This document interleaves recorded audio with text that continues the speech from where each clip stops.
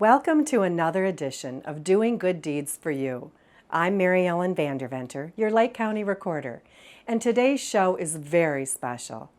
Today we are focusing on our wonderful veterans and their families with the help from the Lake County Veterans Assistance Commission. It is our honor today to show off the Veterans Assistance Commission's new facility here in Gurnee. We will highlight their new address, website, and phone number all throughout the show. You may wonder what the veterans have to do with the Lake County Recorder's Office. You will quickly see that the Veterans Assistance Commission and the Recorder's Office maintain thousands of records that are necessary for military benefits that veterans and their families are entitled to. Benefits while you are living and even in death. The VAC of Lake County is located at 501 North Riverside Drive, Suite 106 in Gurnee, Illinois. And my guest today is Lieutenant Commander Andrew Tangen, Superintendent of the Commission. Lieutenant Tangen served in the U.S. Navy on active duty, deploying 8 times during his career. He has deployed in support of counterterrorism and counterintelligence operations in Afghanistan, Africa, the Middle East, South and Central America, Haiti, and anti-terrorism operations in Europe. He is a graduate of the Citadel with a bachelor's degree in international relations and military affairs. Henley Putnam University with a Master's of Science degree in National Security Studies, specializing in terrorism and counterterrorism, and the John Marshall Law School. Andrew is a licensed attorney in the state of Illinois. Lake County is incredibly lucky to have Andrew Tangen at the helm of our Veterans Commission. The Veterans Assistance Commission was established to promote the welfare of honorably discharged veterans and their families who served in all branches of military service. There are many ways to stay connected with the Veterans Assistance Commission. You can sign up for their newsletter, visit their website, or follow them on Facebook.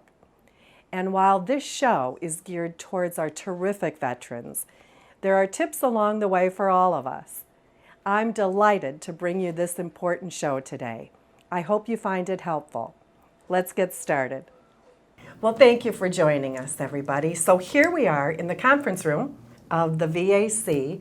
And Andrew, I'm wondering if you could just tell us, what is the Veterans Assistance Commission?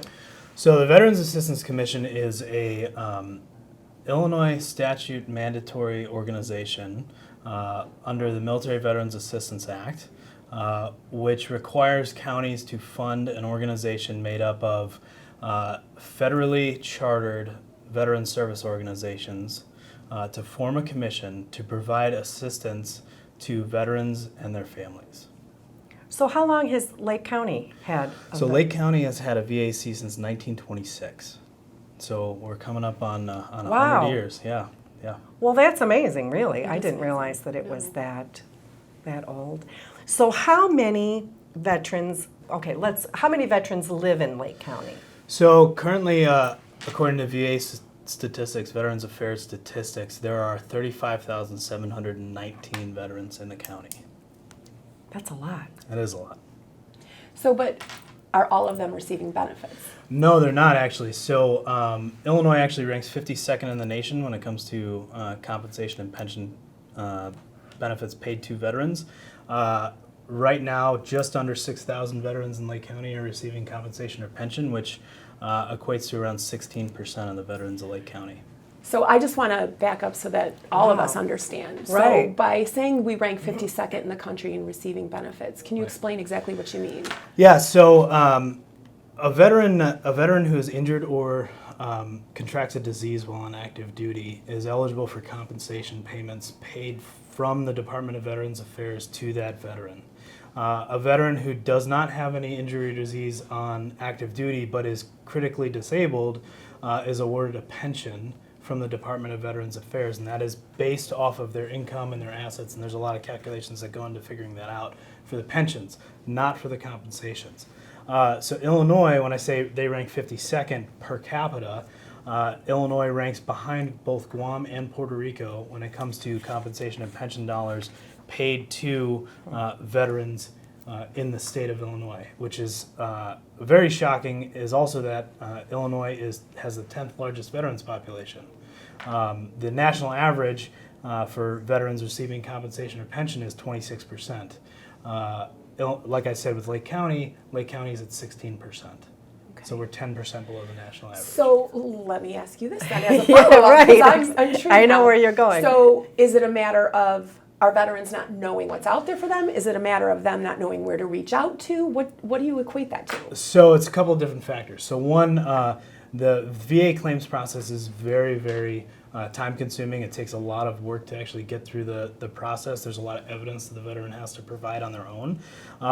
So veterans don't necessarily know how to get the system started, or there are not groups that the groups that are in existence do not have the staff or the ability to reach out to those veterans to explain what benefits they might be deserving. So one perfect example, and this happens daily here, is that we'll have a veteran come in here looking to have their driver's license stamped, their DD-214 stamped as official, so that they can go to the DMV and get their license that says veteran on it. Under Illinois law, only Illinois Department of Veterans Affairs can handle that. But we have had numerous veterans who've come in who are Vietnam veterans who have the presumptive conditions from Agent Orange who have never filed a claim for benefits. So there's just veterans who do not know that they might be eligible for certain benefits with the Department of Veterans Affairs.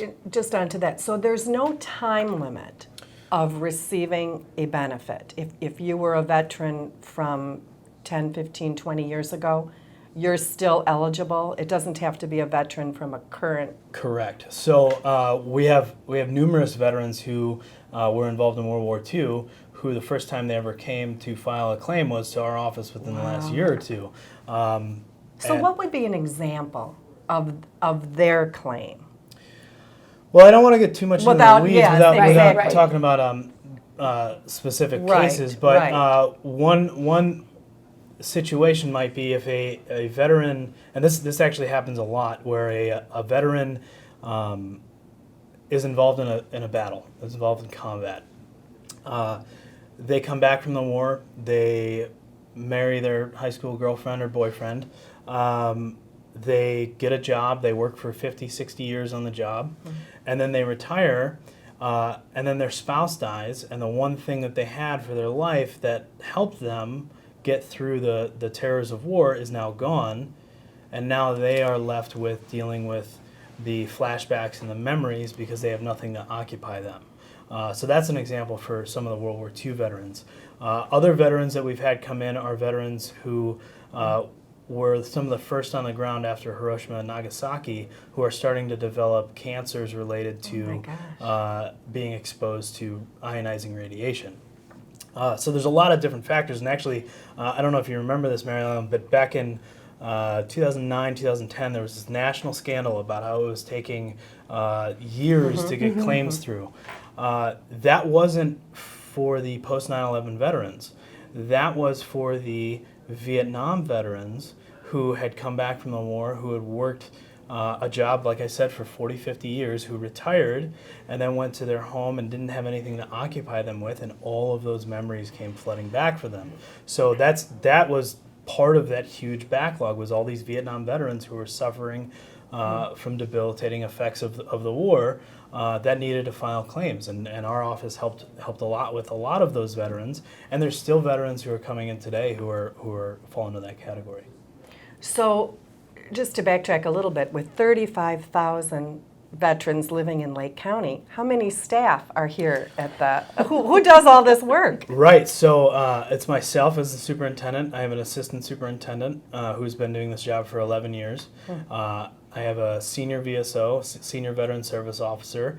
and then I have a full-time veteran service officer and a part-time veteran service officer. So there are 5 of us to take care of 35,000 veterans. Doesn't seem like enough. Do you have volunteers as well? I do. So I have 3 Vietnam volunteers, Vietnam era veteran volunteers. Each one of them served boots on the ground in Vietnam.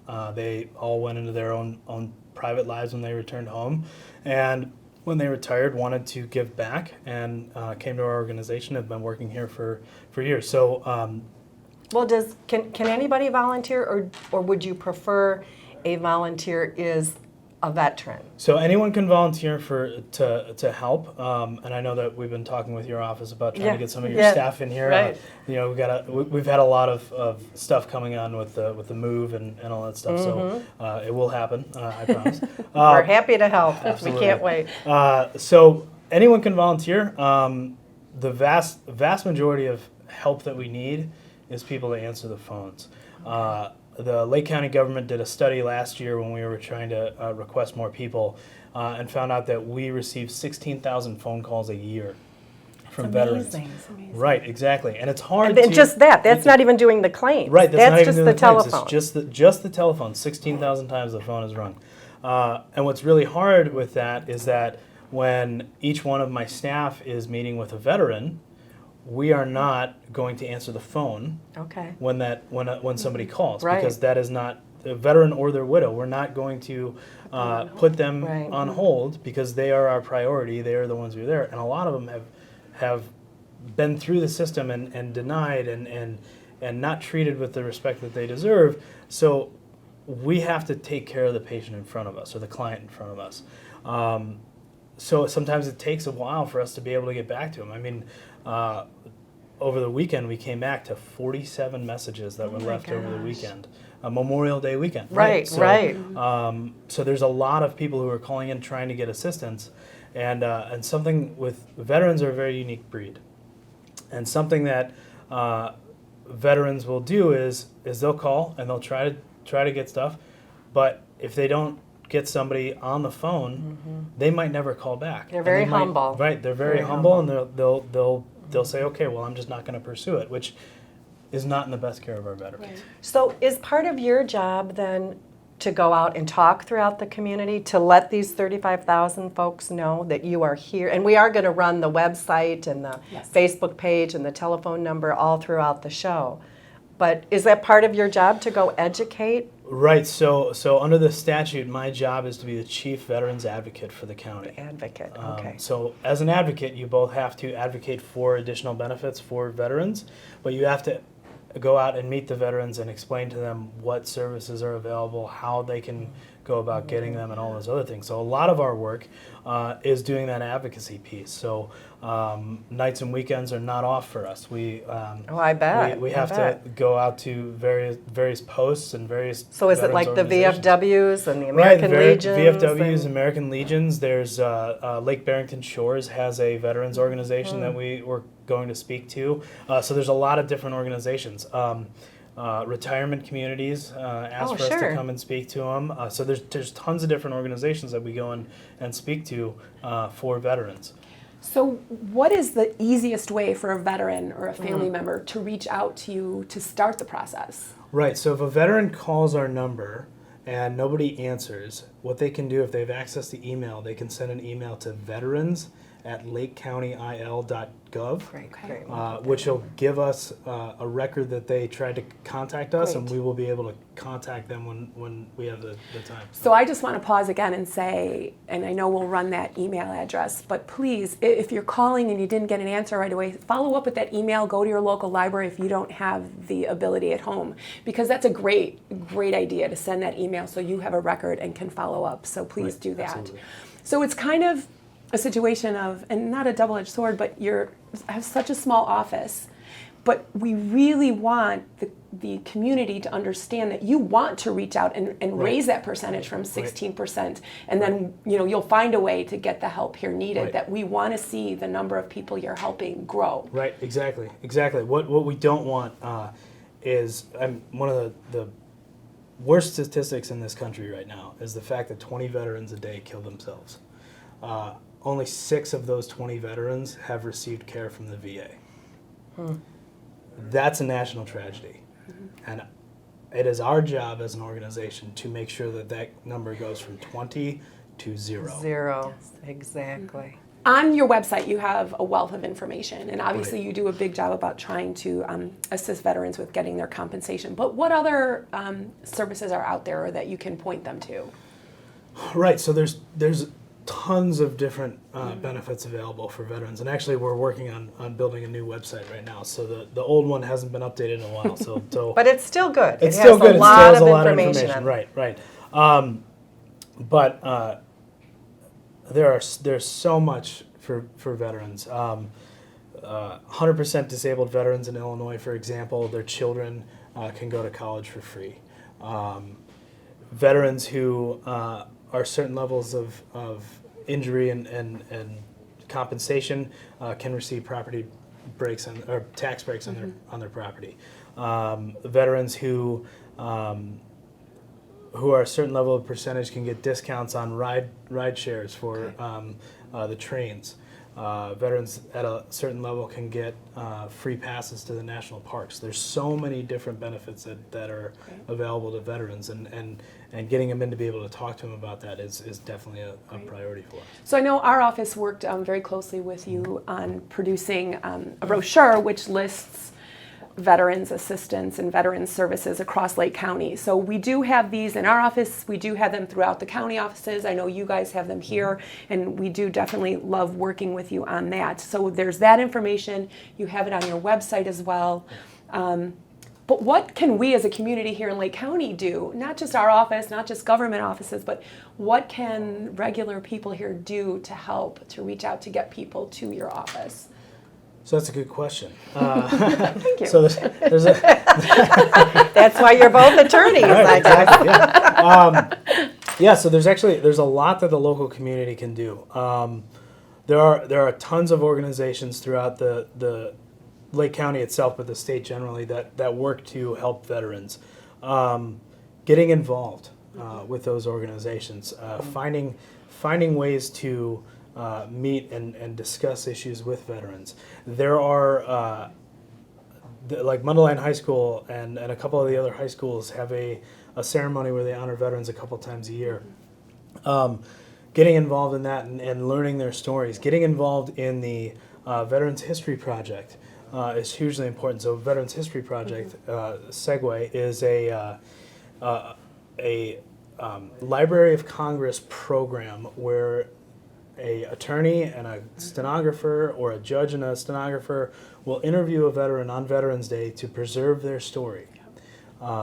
It's a great opportunity to get involved in that, to be able to sit down with these veterans and actually hear stories. I mean, every single one of our veterans have done something that has changed the course of this country for the better. If it's a World War II veteran, obviously defeating fascism and Nazism. If it is a Korean War veteran, fighting against communism. Same with Vietnam. Each one of those veterans have done something that is not part of any history book. We had a veteran here, actually. Unfortunately, he passed away, but he was one of the highest decorated Navy sailors of the Korean War. He saved multiple people's lives. And actually, he actually did the Veterans History Project.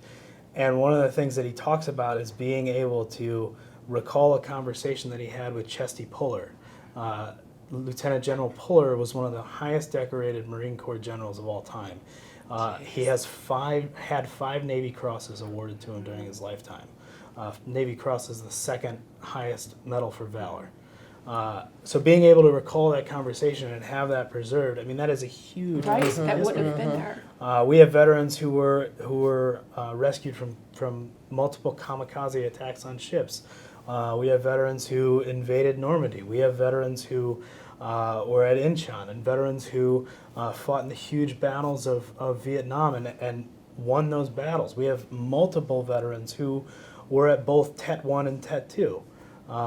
We have veterans who were there, boots on the ground, when we invaded Iraq, and the first first service members to go into Afghanistan in October of 2001. There's a wealth of knowledge, there's a wealth of history contained in each one of their lives, and being able to meet them and know them is hugely important for multiple reasons. But one of the biggest reasons is that we've been there. We've fought in those wars. We've engaged in combat with the enemy. And the number one way to not get engaged in a war again is to learn about the war. And as our veteran population dwindles, that's going to become less and less available. So getting the ability to know those stories and learn about the history of this country through the eyes of our warfighters. Well, and I just wanted to say too that many of those interviews are on LCTV. Yes. So if you go to the Lake County website and click on LCTV, you can scroll through and find many, many, many of those beautiful interviews. And it's a wonderful program. It's a great experience. It's judges and public defenders and state's attorneys and private attorneys and court stenographers working throughout that day. And it's quite a moving experience. So please check those programs out for sure. Thanks for bringing that up. Yeah, that was a great thing to Yeah. bring up. That I was. just want to touch on one thing before we go. And one of the things is we get a lot of calls in our office because, as I explained earlier, we're the keeper of the military paperwork, the DD-214s. But a lot of the calls are about military honors for funerals. So could you explain just a little bit about what a military honor is? Right. So there's a couple of different honors that a veteran can have when they pass away. So one of the things is that any honorably discharged veteran is entitled to a burial at any national cemetery, except for Okay. Arlington. Arlington National Cemetery has a couple of other caveats to, just because of the space constraints. Sure. But we have Abraham Lincoln National Cemetery in the state of Illinois, which is available for veterans to have that burial. The funeral homes should know the point of contacts for if you would like an honor guard at your funeral. The flag, do they get the American flag? So the American flag will be provided free of charge from the Department of Veterans Affairs. Okay. There are also burial benefits associated with the passing of a veteran, and those, again, based off of certain caveats, will be higher or lower depending on the veteran specifically. So there's tons of different benefits available for that, and that's actually something that our office does regularly, is help with the burial honors as well. Great, So, great. We could go on and on and on. Is there anything that I'm sure there is, but I know we're limited to as soon as we time, walk away, so- we'll think of something. But what a terrific guest you have been with so much information. And we just encourage you to either contact the VAC by phone or fax or email, go on their Facebook page, which I am a, what do you call it, friend of. I'm a friend of, so I can see all well, you're your... a friend of us regardless, so... I'm in that high-tech world, you know. But thank you so much for joining us today, and we look forward to maybe a follow-up and see absolutely. how everything's going down the line. Absolutely. Absolutely. Great. Thank you so much, and I'll be right back with my final thoughts. Thanks. We hope you enjoyed the latest version of Doing Good Deeds for You. Special thanks today to our Chief Deputy Recorder, Cynthia Horan, and our very special guest, Lieutenant Commander Andrew Tangen. We ask that you take a moment to look through your important papers. If you are a veteran or a family member of a veteran, check to be sure you have more than one copy of your military discharge papers, commonly known as DD-214s. If you need assistance with this paperwork, please call my office and we'll guide you through the process. You should also have a copy of the deed to your home and a release if you've been fortunate enough to pay off the mortgage. The county also publishes a veterans brochure highlighting all of the services available to our veterans and their families in Lake County. You will find this brochure on both the Recorder's website and the Veterans Assistance Commission's website. And while we continue to utilize available technology, we're also reminded of the old-fashioned traditions of our office. We continue to personally answer each and every phone call. There's no menus to follow or buttons to push. We greet you with a smile as you enter our office, and we do our best to provide the best customer service possible. Thank you for spending this time with us today. We hope you learned a few things about our office and about the benefits that await the veterans who have faithfully defended our country. We hope you will contact us if we can be of any assistance. Thanks again for watching, and as always, we continue doing good deeds for you.